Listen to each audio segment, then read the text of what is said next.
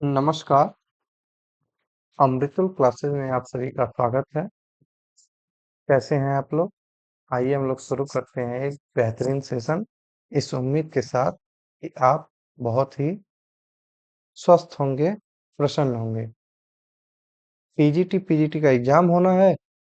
किसका एग्जाम होना है? पीजीटी का एग्जाम होना है, तो होकर ही रहेगा। आज नहीं तो कल इसे होना ही है। इसमें हमें कुछ खट्टे मीठे प्रश्न टॉपिक को यहाँ पे देखेंगे। साथ में ईएलटी ग्रेड का भी आ गया है। तो सबके लिए महत्वपूर्ण होने वाला है। पीजीटी एलटी ग्रेड सबके लिए छोटी सी क्लास होगी।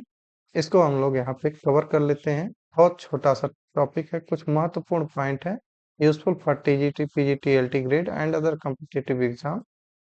देखिए हम लोग यहाँ पे शुरू करते हैं अपना पहला पॉइंट है। ये कुछ स्मरणीय तथ्य हैं हमारे वेदों से संबंधित, जो एग्जाम में पूछे जा सकते हैं।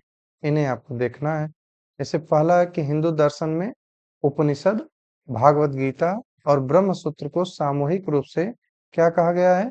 प्रस्थान त्रयी कहा गया है। यदि प्रश्न पूछ दे कि प्रस्थान त्रयी किसे कहा जाता है? उपनिषद को, भागवत गीता और ब्रह्म सूत्र को क्या कहते हैं? प्रस्थान त्रयी कहते हैं। उत्तर वैदिक काल में गोत्र व्यवस्था स्थापित हुई एवं संगोत्री विवाह प्रतिबंधित हो गया। यानी जो गोत्र व्यवस्था आज भी देखी जाती है, यह कब स्थापित हुई? उत्तर वैदिक काल में। और जो सगोत्री विवाह है, यानी एक गोत्र का व्यक्ति उसी गोत्र की कन्या से विवाह नहीं कर सकता है, क्योंकि ऐसा माना जाता है कि वो दोनों में भाई बहन का संबंध है। तीसरा पॉइंट, दूसरा पॉइंट ये हो गया। तीसरा पॉइंट फटाफट हम लोग देख लेते हैं। जवालोपनिषद में पहली बार चारों आश्रमों का उल्लेख हुआ है। यदि पूछ दे आपसे कि पहली बार चारों आश्रमों का उल्लेख कब हुआ है, तो जवालोपनिषद में पहली बार चारों आश्रमों का उल्लेख हुआ है। चौथा पॉइंट हम लोग देखेंगे। उत्तर वैदिक काल में ब्रह्मा, प्रजापत्य, आर्ष, दैव, गांधर्व, आसुर, राक्षस और पैशाच विवाह प्रचलित थे। यानी ब्रह्मा, प्रजापत्य, आर्ष, दैव, गांधर्व 1 2 3 4 5 6 आसुर, राक्षस 7 और पैशाच 8, अर्थात कुल 8 विवाह उत्तर वैदिक काल में प्रचलित थे। पांचवा पॉइंट, उत्तर वैदिक काल में जो मुद्रा थी वो शतमान और निष्क। कौन कौन सी मुद्रा थी? शतमान और निष्क मुद्रा का प्रचलन था। छठवां पॉइंट, उत्तर वैदिक काल में बुनाई का कार्य केवल स्त्रियां करती थी। उत्तर वैदिक काल में बुनाई का कार्य केवल कौन करता था? स्त्रियां करती थी। उत्तर वैदिक काल में प्रतीक वस्तुओं की मूर्ति के रूप में पूजा आरंभ हुई। यानी मूर्ति के रूप में पूजा आरंभ कब हुई? तो उत्तर वैदिक काल में हुई। आइए कुछ पॉइंट और देख लेते हैं। बहुत छोटा सा वीडियो होगा, ज्यादा बड़ा नहीं। उत्तर वैदिक काल में इंद्र और वरुण की प्रधानता समाप्त हो गई। यानी उत्तर वैदिक काल में इंद्र और वरुण की प्रधानता समाप्त हो गई तथा उनका स्थान विष्णु, यानी इंद्र का स्थान विष्णु ने, वरुण का स्थान रुद्र ने ले लिया। उत्तर वैदिक काल में प्रजापति को देवताओं में सर्वोच्च स्थान प्राप्त हो गया। ऋग वैदिक काल में किसे स्थान प्राप्त था? इंद्र को प्राप्त था। उत्तर वैदिक काल में देवताओं में सर्वोच्च स्थान प्रजापति को प्राप्त हो गया।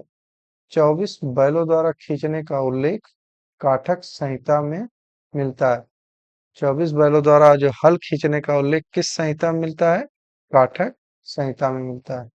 तैत्तरीय उपनिषद में अन्न को ब्रह्म कहा गया है।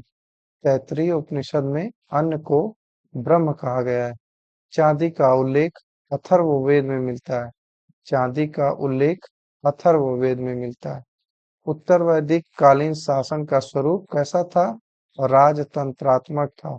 पूछे कि उत्तर वैदिक कालीन जो शासन था उसका स्वरूप कैसा था? राजतंत्रात्मक था। शब्द का अर्थ बताने वाले वेदांग को क्या कहते थे? निरुक्त कहते थे। वेदांग कितने प्रकार के होते हैं? 6 प्रकार के होते हैं। वेदांग कितने प्रकार के होते हैं? 6 प्रकार के होते हैं। और जो शब्दों का अर्थ बताने वाला वेदांग था, उसे क्या कहते हैं? उसे निरुक्त कहते हैं। विवाह कितने प्रकार के होते हैं? विवाह कितने प्रकार के होते हैं? कुल 8 प्रकार के होते हैं।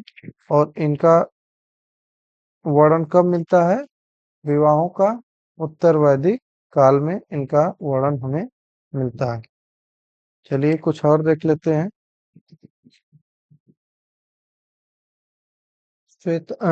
वेदांग 6 प्रकार के हो गए। श्वेताश्वर उपनिषद रुद्र देवता को समर्पित है। जो श्वेताश्वर उपनिषद है, रुद्र देवता को समर्पित है। इस उपनिषद का अर्थ है सफेद घोड़े द्वारा ढोया गया। इतिहास पुराण को इतिहास पुराण पंचम वेद छांदोग्य उपनिषद में कहा गया है। इतिहास पुराण को पंचम वेद किसमें कहा गया है? छांदोग्य उपनिषद में कहा गया है। शतपथ ब्राह्मण से आर्यों के पूर्वी प्रसार का पता चलता है। शतपथ ब्राह्मण से आर्यों के पूर्वी प्रसार का पता चलता है। उत्तर वैदिक काल का सबसे महत्वपूर्ण परिवर्तन था कि राजा अब भू क्षेत्र का होने लगा था। उत्तर वैदिक काल का सबसे महत्वपूर्ण परिवर्तन क्या था? कि राजा अब भू क्षेत्र का होने लगा था। आप बताइए कि ऋग वैदिक काल में, आप एक कमेंट बॉक्स में जरूर लिखिएगा कि ऋग वैदिक काल में गाय को क्या कहते थे? ऋग वैदिक काल में गाय को क्या कहते थे? ठीक। अगला पॉइंट है हमारा, राष्ट्र शब्द जो प्रदेश का सूचक था, पहली बार इसी काल में प्रकट हुआ। यानी प्रदेश को क्या कहते थे? राष्ट्र। और इसका प्रकट प्राकट्य कब हुआ? उत्तर वैदिक काल में। अथर्ववेद में राजा परीक्षित को मृत्यु लोक का देवता कहा गया। अथर्ववेद में राजा परीक्षित को कहाँ का देवता कहा गया? मृत्यु लोक का देवता कहा गया। भुक्ति का प्रथम उल्लेख श्वेताश्वर उपनिषद में मिलता है। भुक्ति का प्रथम उल्लेख श्वेताश्वर उपनिषद में मिलता है। मुंडोक उपनिषद में यज्ञ की तुलना टूटी नाव से की गई है। बहुत इंपॉर्टेंट सवाल है। मुंडोक उपनिषद में यज्ञ की तुलना टूटी नाव से की गई।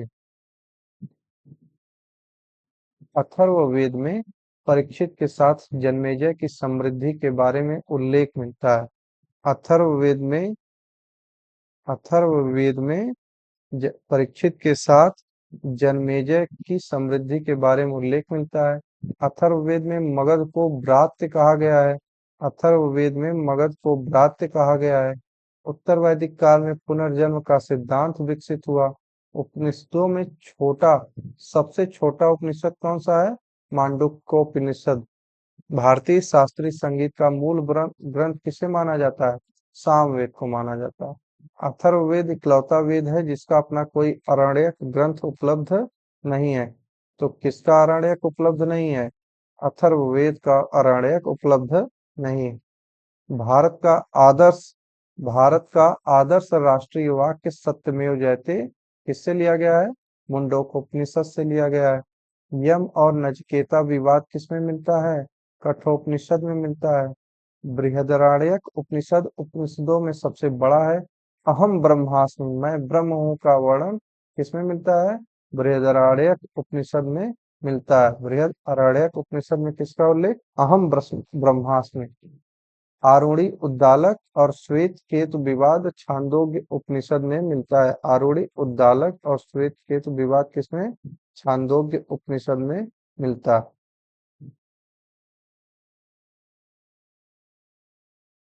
चलिए, ये हमारे महत्वपूर्ण कुछ थे। मैंने यहाँ पे बात की थी किसकी? वेदांग की बात की थी। तो वेदांगों को हम लोग देख लेते हैं कि 6 वेदांग, इन्हीं चूंकि वेदों को समझने के लिए बनाया गया था। सबसे पहले बात की गई कल्प शिक्षा, कल्प, व्याकरण, शिक्षा, कल्प, व्याकरण, निरुक्त, शिक्षा, कल्प, व्याकरण, निरुक्त, ज्योतिष, ज्योतिष और छंद। ज्योतिष और छंद, इन्हीं 6 व्याकरणों की बात की गई थी। चलिए फिर अगले वीडियो में मिलेंगे। तब तक के लिए जय हिंद, जय भारत।